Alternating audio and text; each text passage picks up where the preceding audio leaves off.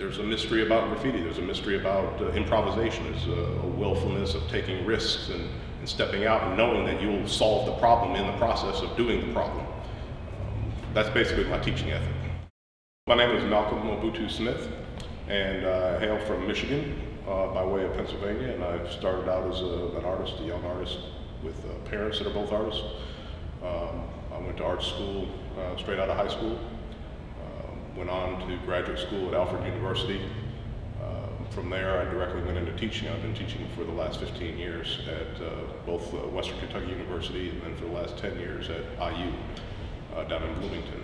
But at about 82, 83, I had bumped into the documentary called Style Wars, which is a very important document in the history of hip-hop, chronicling some of the earliest sort of players in hip-hop, from breakdancing, street art, graffiti, and so on. And I already was a practitioner as a breakdancer as a young boy, and was just excited by the relationship between graffiti as a visual note in the hip-hop culture, and that it had all this backbone, all this sort of improvisational energy, this awesome quality of color and riotous sort of interaction of people and daring. And it comes all the way up to here, T, and then this S is this red piece coming through here.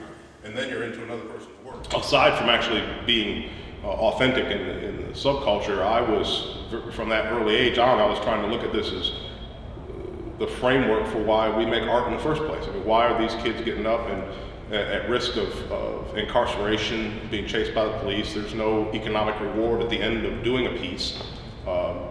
What's compelling them to practice? What's compelling them to want to get better? It's for that core original reason that all artists want to do things. Is this sort of it's self-nourishing. It's authentic.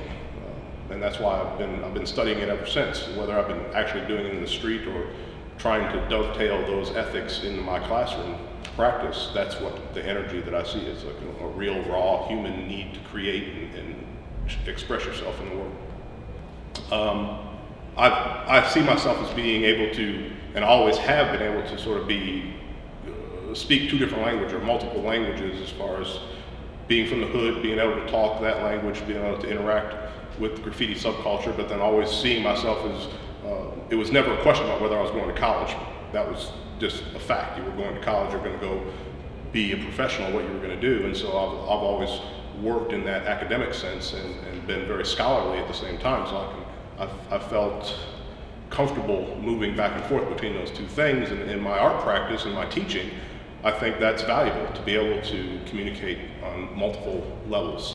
If it were to, fall off during the show, it would be, big news. Mark Rushman, who curated the show and suggested that I put together this sort of street level. This museum is unique in that its front windows are right there on the street, Virginia Avenue in downtown Indianapolis, and he saw an opportunity in my work and what my work is about in its core, sort of trying to play off an aesthetic of the energy that's charged in graffiti, and that I'm trying to enact in vessel forms and the traditions of vessel making that I come from as a ceramic artist.